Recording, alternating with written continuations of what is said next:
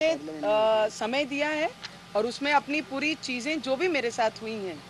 और उसमें privilege is as compare to as court, it is got all the rights. जब आप privilege के सामने बैठते हैं तो आपको शपथ दी जाती है कि जो भी घटना हुई जिस तरीके से उसकी सत्य व्यथा आप यहाँ पे बताएंगे, उस तरीके से प्रिविलेज में शुरुआत की जाती है। और आप सभी को पता है लीलावती ये बहुत जूना एक हॉस्पिटल है। मुझे बहुत हंसी आती है कि हम इतने रिस्पॉन्सिबल पर्सन है, जब हम एक आधे हाउस को रिप्रेजेंट करते हैं तो हमारे ऊपर जवाबदारी बहुत रिस्पॉन्सिबिलिटी से लोग हमारे ऊपर देते हैं। जब मैं लीलावती में थी वो फोटो वायरल हुए, आज ये नए कोई फोटोज वायरल नहीं हुए, फोटोज वायरल हुए हैं। बीएनसी का एक आधा व्यक्ति अपने प्राइवेट ट्रीटमेंट के लिए कोई हॉस्पिटल जाता है, ये कौन से किसी को राइट्स कौन से, अगर मैं अंडर ट्रायल होती,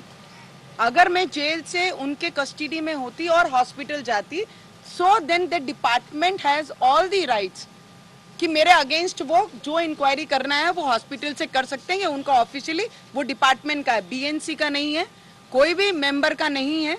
और जिस तरीके से एक महिलाओं के पर्सनल क्या चेकअप हुए हैं, किसका ट्रीटमेंट हुआ है, क्या मेडिसिन चालू है, ये पूछने का राइट्स इस देश में आज तक किसी भी हाउस को किसी ने दिया नहीं है। उसके अगेंस्ट उद्धव ठाकरे काम कर रहे थे। मेरा उद्धव ठाकरे जी को सवाल है, क्वेश्चन था उस दिन भी था और आज भी है, और जो महिलाएं जाके वहां पर पूरी फैकल्टी को टॉर्चर कर रही हैं, डॉक्टर को क्वेश्चन आंसर कर रही हैं, खुद कंपाउंडर है और वो डॉक्टर को क्वेश्चन कर रही है कि आपने क्या ट्रीटमेंट दी है। तो मुझे हंसी भी आई और मुझे दुख भी हुआ कि एक महिला की प्राइवेट चीजों के बारे में ओपनली चर्चा करके उनकी इंक्वायरी की, एमआरआई की रिपोर्ट, ट्रीटमेंट की रिपोर्ट, उनमें क्या प्रॉब्लम है वो मांगने का राइट्स उन्हें किसने दिया। उद्धव ठाकरे गिर सकते हैं, ये तो सभी को पता है, उन्होंने उसी दिन दिखा दिया कि वो अपनी कुर्सी के लालच में कहां तक गिर सकते थे, और उन्होंने उससे भी लिमिट क्रॉस करके हॉस्पिटल में जब अपने लोगों को भेजकर इंक्वायरी कराई तो उस दिन और दिखा कि उनका कोई स्तर बाकी अभी रहा नहीं है। तो मैं बोलती हूँ, मैं उनसे पूछती हूँ कि उद्धव ठाकरे 2 वर्ष अपने सीएम कार्यालय में गए नहीं,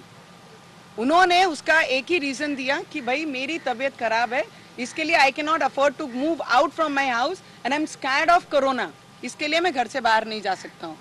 उद्धव ठाकरे जी ने उसकी पूरी एमआरआई से लेके, ट्रीटमेंट से लेके, मेडिसिन से लेके, ऑपरेशन से लेके सब डिटेल मुझे दे दें, और एक महिला होने के नाते भी मैं उद्धव ठाकरे की सरकार को पूरी रिपोर्ट दूंगी कि मेरी ट्रीटमेंट में क्या प्रॉब्लम है, क्या ट्रीटमेंट होनी चाहिए और कैसी होनी चाहिए। उन्होंने पहले मुझे पूरी रिपोर्ट उनकी दें, उसके बाद मैं उसके ऊपर कुछ बोलूंगी। और जो अभी क्वेश्चन आंसर करना है, but I take one more this thing कि जो मेरे फ्लैट के अगेंस्ट मुझे नोटिस दी है, आज ये मुझे लगता है वो फ्लैट में मुझे रहते हुए 7 वर्ष हो रहे हैं, 6 से 7 वर्ष हुए हैं, और वो बिल्डिंग, ना मैं बिल्डर हूँ,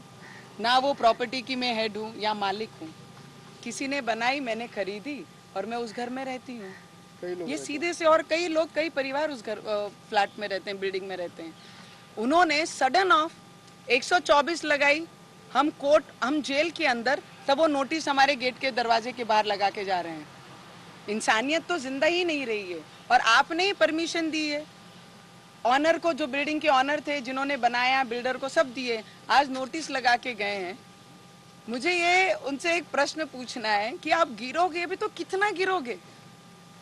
आपको